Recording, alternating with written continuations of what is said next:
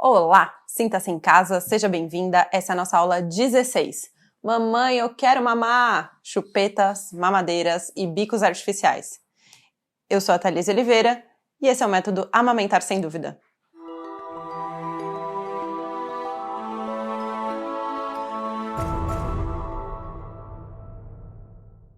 E aí, pessoal, notem que temos mudanças. Realmente, eu mudei, resolvi mudar as madeixas, então de agora para frente temos um visual novo aí até para vocês não se cansarem.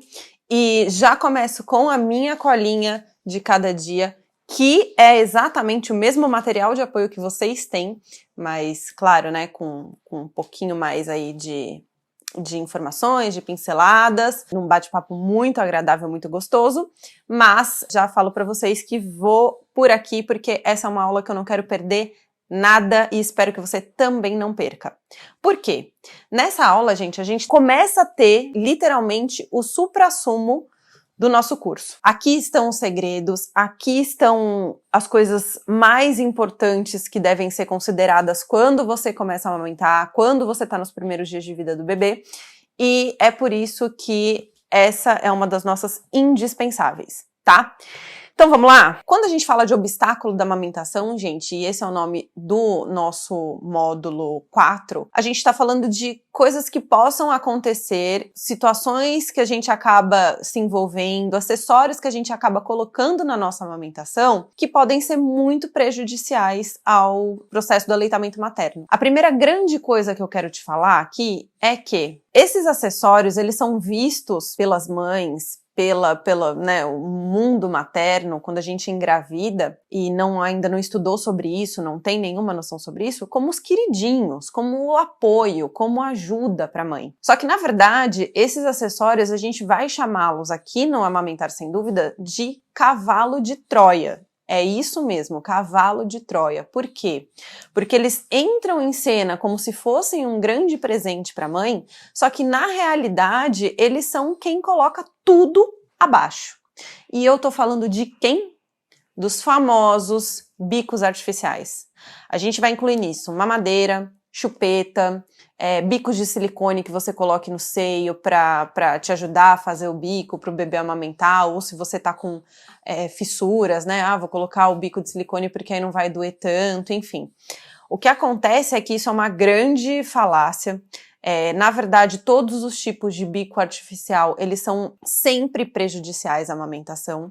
Eu nunca conheci particularmente uma mãe amiga que tenha saído da maternidade com a chupeta ou a mamadeira e tenha conseguido amamentar por bastante tempo.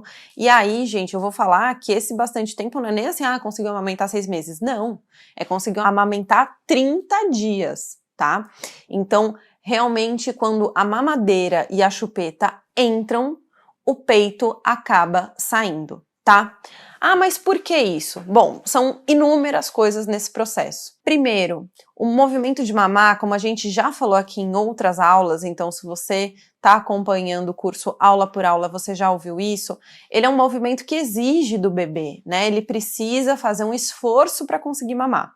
E quando ele utiliza a mamadeira, é tudo muito mais simples. Vem muito mais leite, muito mais rápido, de uma maneira para ele muito mais fácil. Então, por isso, o bebê tende com o tempo a se irritar com o peito, porque ele teria que ficar ali no peito, né, fazendo a estimulação do peito, aí o leite desce, aí ele mama aquele leite, aí tem o leite mais grosso, tem o leite um pouco mais aquoso, enfim. E com a mamadeira acaba que a gente tem um padrão, né? É sempre o mesmo leite, do mesmo jeito e de uma forma rápida e fácil do bebê mamar. Outra coisa é que quando a chupeta entra, por exemplo, a gente também acaba tirando o seio, porque a função do bebê sugar o seio, seja para comer ou seja em sucção não nutritiva, ela é totalmente essencial para que o seio continue sendo estimulado e que o seu corpo entenda que você precisa produzir leite.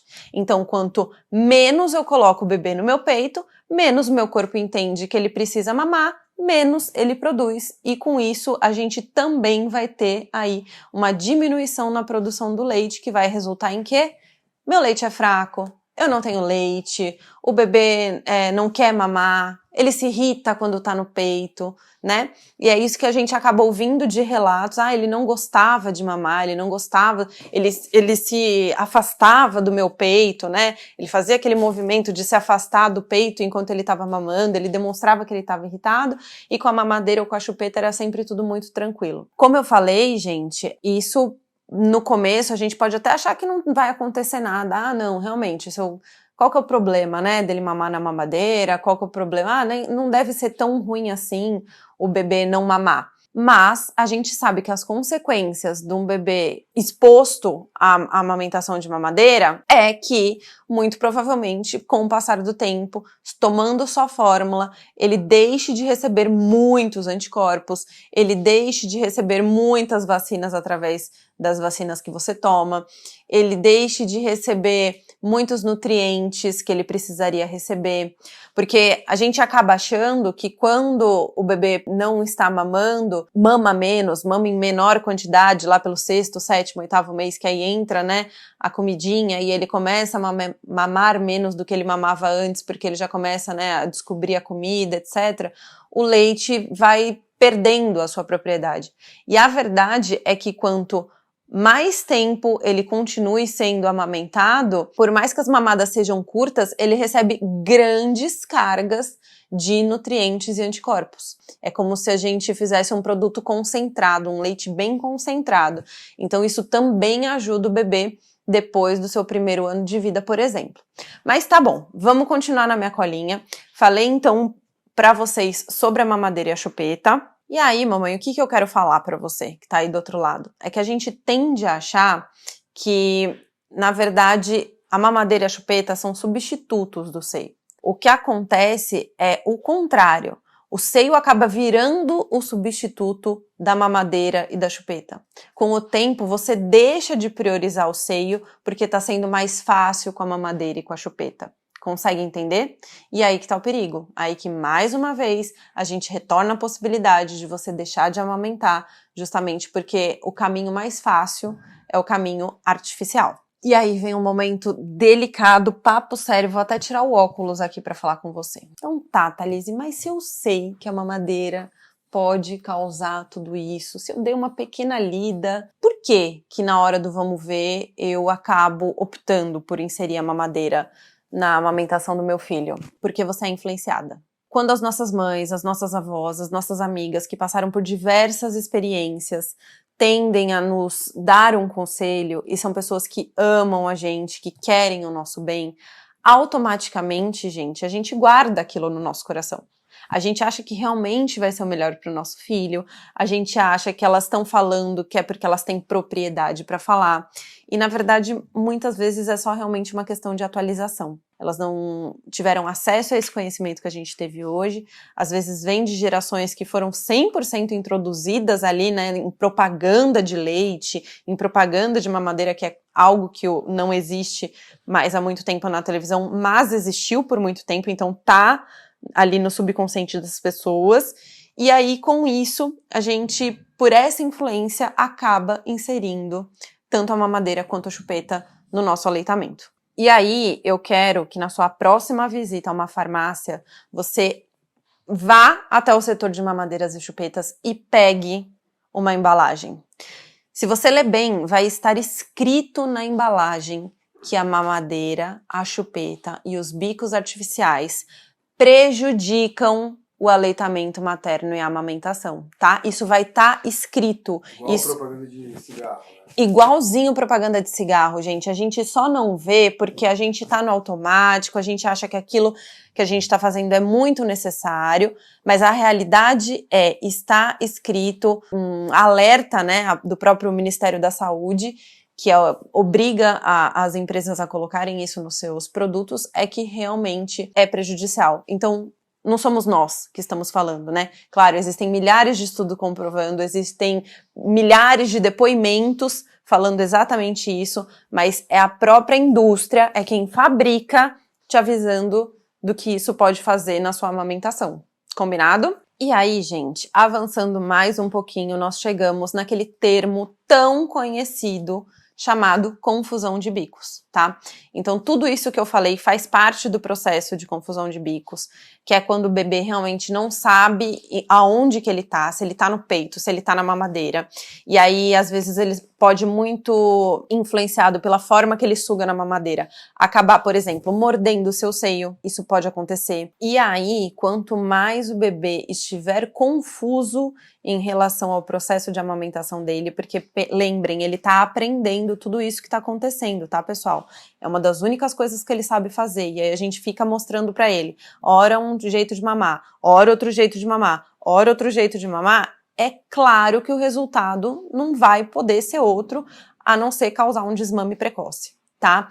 Então a gente precisa ficar muito atenta a isso, justamente para não causar nenhum tipo de desmame, nenhum tipo de insegurança em você, porque muitas vezes você introduz a chupeta, realmente, nós introduzimos a chupeta, nós pegamos a chupeta e colocamos na boca do bebê e acreditamos que ele fica mais calmo por isso, mas ele de forma nenhuma conheceria esse instrumento se não fosse por você. Então tenta, antes de introduzir a chupeta, introduzir mais mamadas, colocar o bebê mais no peito. Às vezes eu ouço perguntas, e eu já ouvi esse tipo de pergunta até no nosso suporte, de mães falando, o bebê não sai do peito, o que eu faço? Isso é normal? Gente, isso é super normal, né? Ah, minha bebê não sai do peito. Ah, tá bom, mas quanto tempo ela tem, né? Às vezes estamos falando aí de, sei lá, 2 anos, né? Tá incomodando porque já faz... Ah, tem 19 dias, 15 dias, 12 dias. Gente, é só isso que o bebê conhece. Então, se você tá aí do outro lado, insegura, já comprou bicos artificiais, já ganhou de presente bicos artificiais, né? Porque sempre quando... É uma das primeiras coisas que a gente compra uma chupetinha pra, inclusive, às vezes sinalizar pro marido que tá grávida, contar pra um familiar que tá grávida. Esconde, coloca longe, não leva na mala de maternidade, não tem esses acessórios próximos de você como algo que você, a qualquer momento que eu precisar, eu vou ali, pego, uso e vai ser só um pouquinho e daqui a pouco ele não vai querer mais, eu tiro. As coisas não acontecem dessa forma na amamentação e é muito importante que você tenha essa clareza de consciência. A introdução desses bicos artificiais, ela é feita por você e ela pode não ser feita por você. Quando for o momento de escolher, escolha primeiro o seu seio. O bebê, quando tá fazendo a sucção nutritiva, ou seja, quando ele tá se alimentando, ele tá comendo, ou quando o bebê está fazendo a sucção não nutritiva, ou seja, ele só está no peito justamente porque ele quer colo, carinho, cuidado, atenção, tá pertinho, sentir seu cheiro, tá ali com você, tudo isso vai fazer com que você produza mais leite, com que você se sinta mais segura durante o seu processo de amamentação. E aí, gente, o fluxo é algo natural. Ah, e os primeiros dias? E se no primeiro ou segundo dia não desceu leite? Calma, tenha paciência, você ainda tá na maternidade, você ainda tá liberando colostro, a gente já falou disso, tá?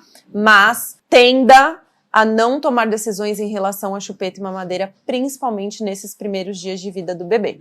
Combinado? E só mais uma dica importantíssima, vamos falar disso em outro módulo, mas bicos artificiais também influenciam na formação dos dentes e da arcada dentária do bebê. Importantíssimo você saber disso, e isso é falado por odontopediatras sempre, então é bom que você saiba. Bicos artificiais podem também dificultar o processo da fala do bebê, porque justamente quando o bebê mama, ele tá fazendo com que a musculatura da boquinha dele seja desenvolvida. Quando ele tá no peito, tá no aleitamento materno, o movimento que a linguinha faz, que o rosto faz, né, que faz, enche a bochechinha, depois acaba esvaziando mais, todo esse movimento é importantíssimo para ajudar o bebê a falar. Então, quando você opta pelo bico artificial, pela facilidade, eu até entendo, mas nunca seria uma opção que eu escolheria, porque nenhum fator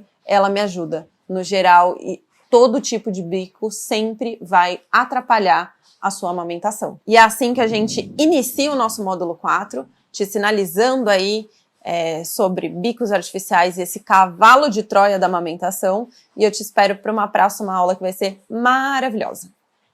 Conta pra elas, eu sou um... Aniversário de 3 anos do B, gente! Vocês estão participando desse momento. Então, Pode ser no futuro.